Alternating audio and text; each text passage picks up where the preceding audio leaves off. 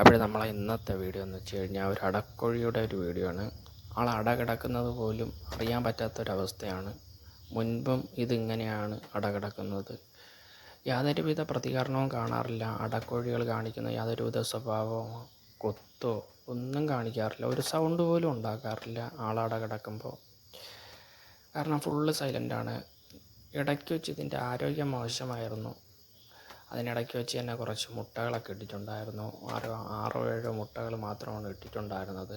അതിനുശേഷം പെട്ടെന്ന് ഇത് ഒരു സൈഡിൽ പോയി വയ്യാത്തതുപോലെ ഇരിപ്പായിരുന്നു.